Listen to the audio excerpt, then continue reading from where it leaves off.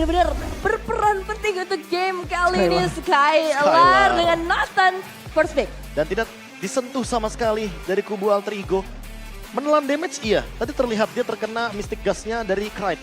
Tapi kayaknya nggak nyampe ke lini belakang, nggak nyampe Glowing One-nya pecah juga. Skylar langsung repositioningnya dengan Entropy. Dan kita tahu Entropy ini lumayan cepat cooldown-nya. Jadi kayaknya nggak perlu ragu-ragu lagi, digunakan ketika memang momentumnya udah menyentuh ke late game. Mungkin bisa thanks to Banana juga ya, yang langsung memukul mundur Krite-nya. Jadi nggak bisa nge-follow lagi, apalagi Heist juga tadi bener-bener nggak bisa maju loh. Iya, dan sejak awal kita melihat tadi sempat ada di KDA 303. Itu ketika pertukarannya 2 untuk 2 ya, Skylar nge-zone out pemain-pemain dari Alter Ego dengan damage-nya cukup dan pick off-nya juga nggak main-main. Seperti biasa, kita ngomongin soal veteran player. Vin yang tadi bisa ngebuka setupnya, targeting ke Rasi, walaupun implosionnya cuma satu pemain, tapi kalau Skylar-nya hadir di sana, satu pemain implosion pun jadi pick off. Bisa jadi. Dan itu yang kita mungkin sudah mention sebelumnya nih, Lim.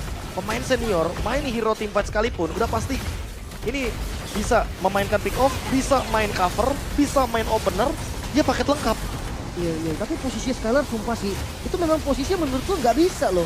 Mau ditabrak pun nggak bisa, terlalu banyak depannya. Iya. Ini line up yang menarik ya. Secara individual, mereka sulit sekali untuk di pick off. Kita melihat banyaknya point kill mungkin yang terjadi dari kubu Alter Ego, tapi lihat bagaimana Skylar sebagai gold laner yang bener-bener di babysit banget, di belakang banget, tanpa tersentuh sama sekali. Iya, untuk kontes Lordnya tuh kan gimana nggak enak jadi Irat coba. Wah. Belum sampai itu tas. Belum sampai implosion. Makanya. Banana ngehalau semuanya. Dan bahkan targetingnya dia menuju ke arah tas. Jadi udah pasti tasnya bakal pecah dari HP-nya.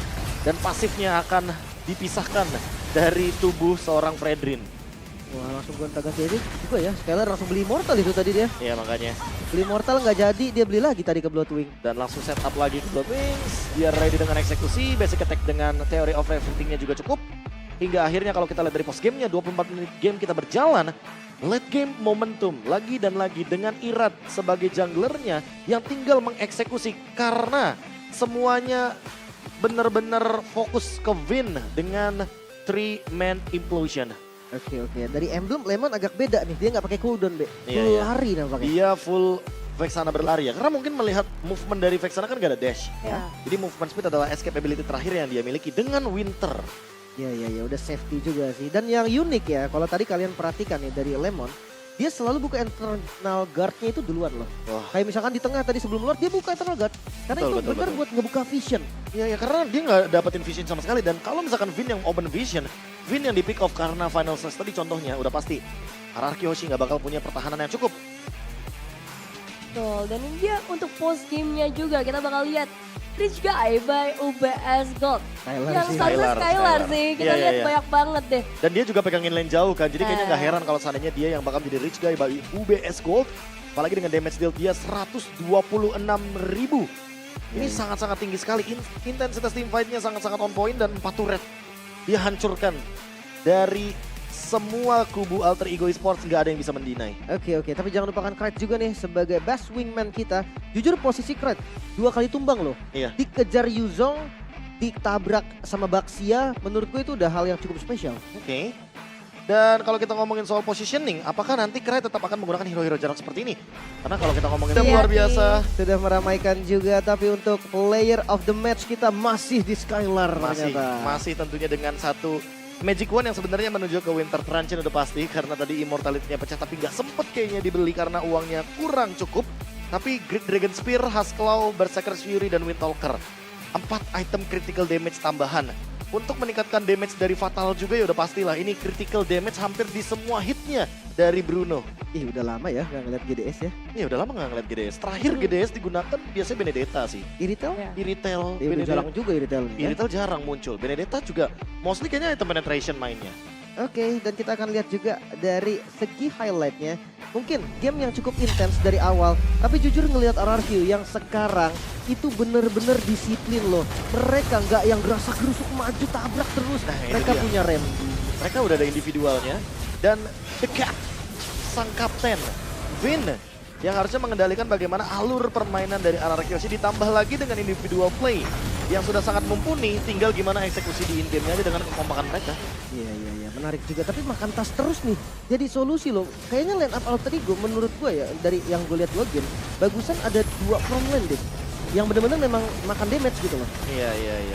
Jatuhnya 2 front line yang dibutuhkan banget karena ketika Rasinya bermain dengan hero-hero yang sangat squishy seperti salah satu Novaria dengan hero damage, kayaknya damage-nya juga nggak optimal, itu yang pertama. Yang kedua, kita tidak melihat bagaimana backup untuk Tas ketika ternyata dia yang menerima semua damage critical dari Skylar. Kayak butuh, entah kenapa ya, butuh toilet armor sih harusnya dia. Tapi kayak nggak nutup juga sih deh kalau kondisinya kayak gini ya. Pasti. Dia bonyok bener ini Ya udah pasti. yang nge-damage banyak, ada banana lah segala macam. Tapi ya jujur untuk tarik ulurnya dicoba sama Alter Ego walaupun yang terlihat ya masih tetap unggul Ararki. Dan ini dia, momen-momen ketika memang Wild Charge dibalaskan juga dengan Wild Charge, tapi Krite berada di posisi yang cukup berbahaya karena dia harus maju kan, dia harus expose posisinya. Yep. Ditambah dengan Eternal Guard yang selalu di-spam oleh Lemon karena dia punya Identity Talisman, dia kurang dari 30 detik loh. Karena aku udah pernah coba juga. Kalau misalkan kita menggunakan satu Identity Talisman dengan Vexana, itu ultimate-nya sekitaran 28 detikan, jadi akan sangat mudah untuk spam. Iya, kelihatan juga sih sebenarnya.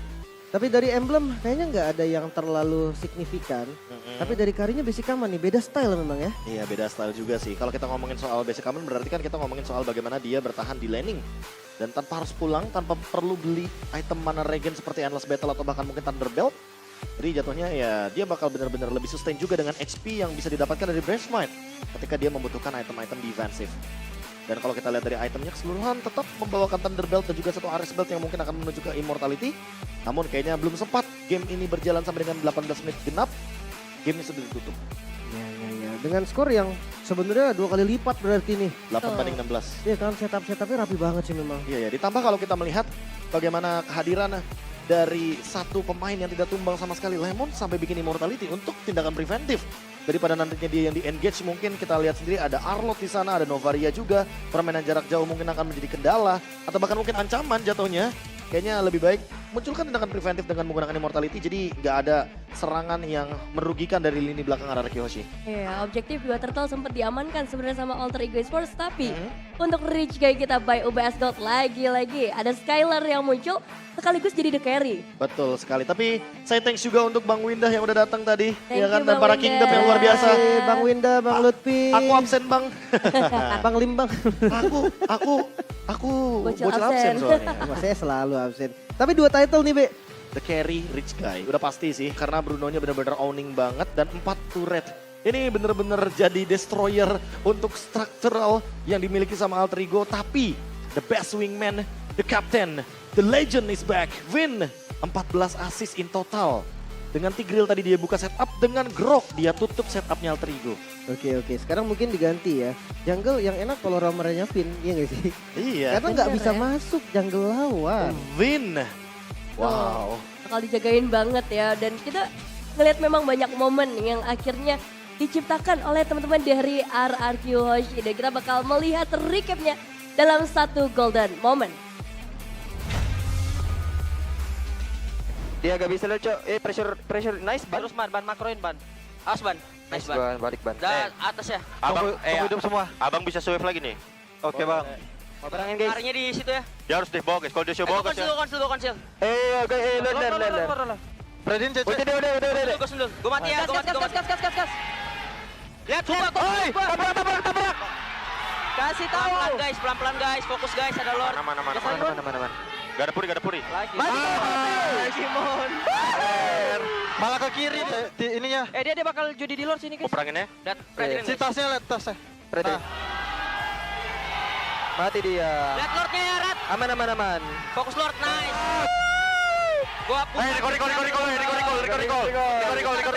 putar bro. Recall.